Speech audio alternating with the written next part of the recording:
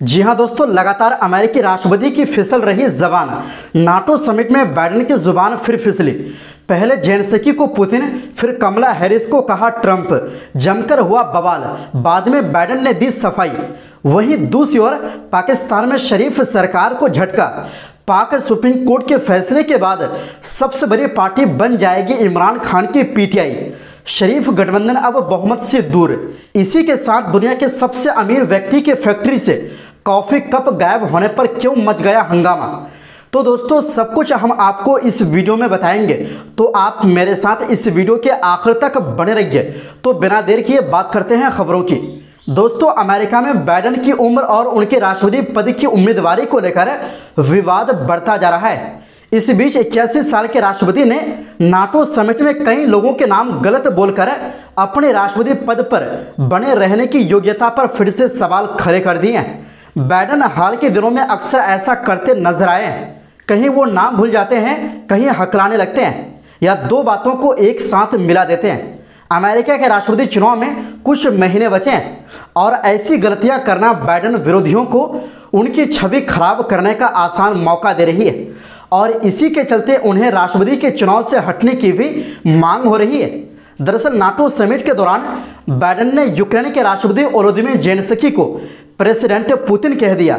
कुछ ही देर बाद उन्होंने अपनी गलती दोहराई। वो अमेरिका के उपराष्ट्रपति कमला हैरिस का नाम भूल गए और उन्हें डोनाल्ड ट्रंप बोल दिया। नाटो के 75 साल पूरे होने पर अमेरिका में 9 से 11 जुलाई तक एक समिट हुआ। इसमें नाटो देशों के मेंबर मौजूद थे। समिट के आखिरी दिन यानी कल देर शाम बाइडेन ने एक प्रेस कॉन्फ्रेंस की।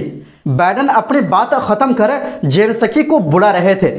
इस दौरान उन्होंने कहा, अब मैं यूक्रेन के राष्ट्रपति को बुलाना चाहूंगा। वो जितने साहसी है उतने ही समर्पित भी है।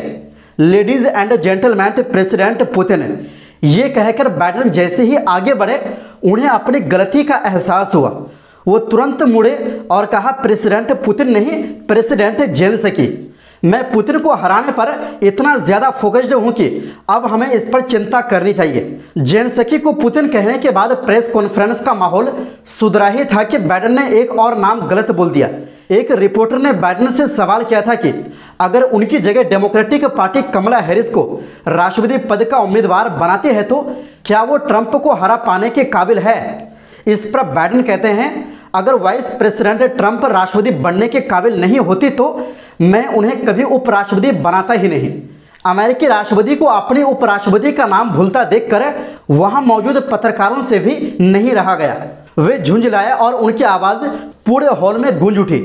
कमला हैरिस और जेलेंस्की का नाम भूलने पर घिरने के बाद बाइडेन ने सफाई दी।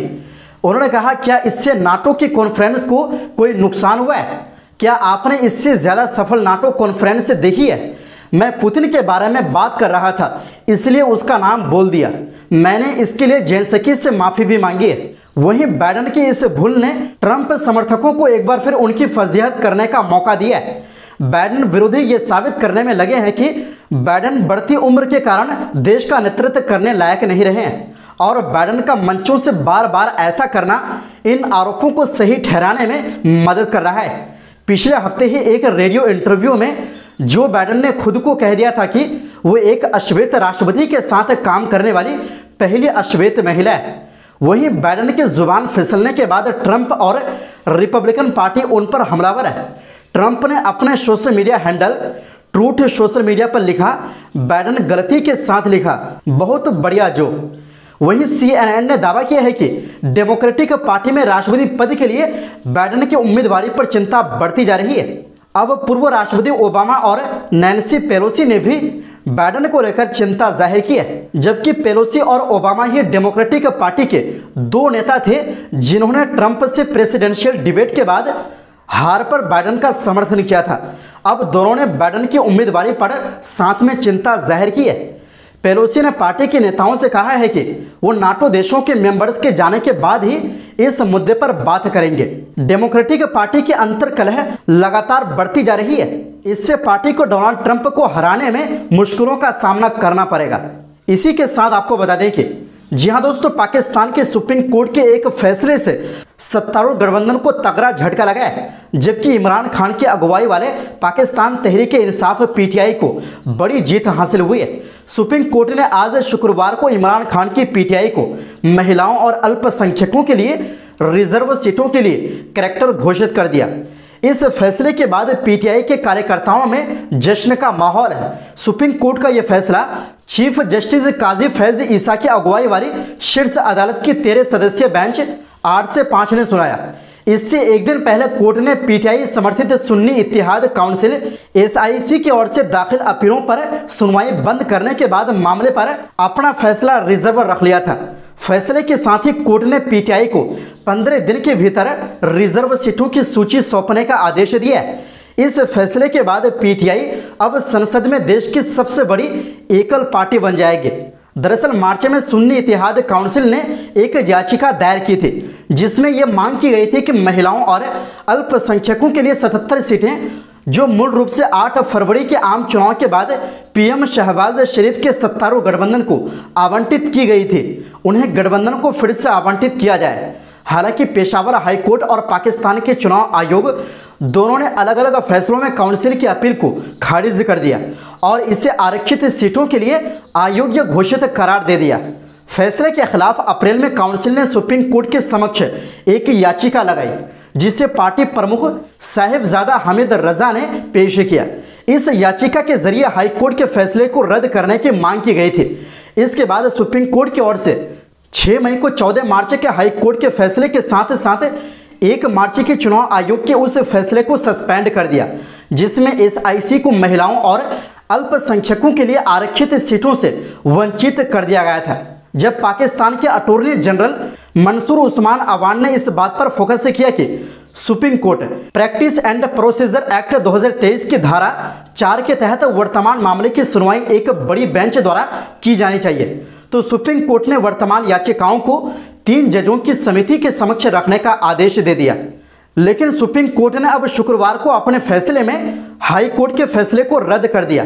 साथ ही चुनाव आयोग के फैसले को भी अमान्य करार देते हुए इसे पाकिस्तान के संविधान के खिलाफ करार दिया। जस्टिस मंसूर अली शाह द्वारा घोषित यह फैसला 8 जजों के बहुमत के आधार पर लिया गया।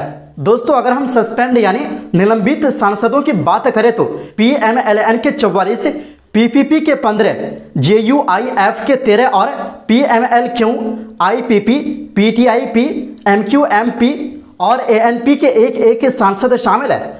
अब नए फैसले के बाद सत्तारूढ़ गठबंधन ने संसद के निचले सदन में 2/3 बहुमत गंवा दिया है और इनकी संख्या 228 से घटकर महज 209 रह गई है, जबकि 336 सदस्यों वाले सदन में 2/3 बहुमत हासिल करने के लिए जादुई आंकड़ा 224 है। सदन में पीएमएलएन की संख्या 121 से घटकर 107 हो गई है, जबकि पीपीपी की 72 से घटकर 67 हो गई है। निलंबित किए गए सांसदों में महिलाओं और अल्पसंख्यकों के लिए आरक्षित सीटों पर चुने गए नेशनल असेंबली के 22 सदस्य शामिल हैं। इनमें पीएमएलएन के 14, पीपीपी के 5 और जेयूआईएफ के 3 सदस्य शामिल हैं। इसी के साथ दोस्तों आपको बता दें कि ऑफिस मीटिंग के दौरान वैसे तो कई मुद्दों पर कर्मचारी और मैनेजमेंट में बहस होती है, लेकिन जर्मनी में टेस्ला की गीगा फैक्ट्री से कपों के गायब होने का मामला सामने आया है, जहां एक स्टाफ मीटिंग की लीक ऑडियो में पता चल रहा है कि जब कर्मचारी सुरक्षा सैलरी पर बहस कर रहे थे, तब टेस्ला प्लांट मैनेजर आंद्रे थेरिक को हजारों कॉफी मगों के गायब होने की चिंता सता रही थी। खबरों के मुताबिक बर्लिन के दक्षिण पूर्व में स्थित टेस्ला फैक्ट्री में लगभग 12,000 लोग काम करते हैं। थियरिग ने मीटिंग में कहा, मैं आपको बस एक आंकड़ा देने जा रहा हूं। हमने यहां प्रोडक्शन शुरू करने के बाद से 65,000 कॉफी कप खरीदे हैं। 65,000। अगर आंकड़ों के हिसाब से देखें तो आप में से हर एक के घर में पहले से ही 5 आइकिया कॉफी कप है। ऑफिस से बार बार कॉफी के मग गायब होने से परेशान प्लांट मैनेजर थियरिग ने कर्मचारियों से कहा कि मैं मगों का ऑर्डर दे देकर थक गया है। उन्होंने कर्मचारियों को धमकी दी, अगर ऐसे ही कपों को गायब किया जाता रहा तो वो ऑफिस से सभी कटलरी को हटा देंगे। दरअसल टेस्ला फैक्ट्री पहले भी कई विवादों का सामना कर चुकी है। हालांकि ये विवाद कॉफी कप के गायब होने के रहस्य से कहीं ज्यादा बड़े हैं। कुछ दिन पहले ही सीईओ एलन मस्क ने कंपनी के कर्मचारियों की संख्या दुनिया भर में 10% से कम करने का ऐलान किया था। दरअसल जर्मनी की टेस्ला फैक्ट्री से पहले ही 2% कर्मचारियों को पहले ही निकाला जा चुका है, जिसके बाद टेस्ला में काम करने वाले कर्मी अपनी सुरक्षा को लेकर चिंतित है। इसके अलावा प्लांट में सुरक्षा दुर्घटनाओं की खबरों में हाल के दिनों में काफी बढ़ोतरी देखी गई है। तो दोस्तों, इस पूरी रिपोर्ट के बारे में आपकी क्या राय है? अपनी राय कमेंट बॉक्स में जरूर दें। इस वीडियो में बस इतना ही।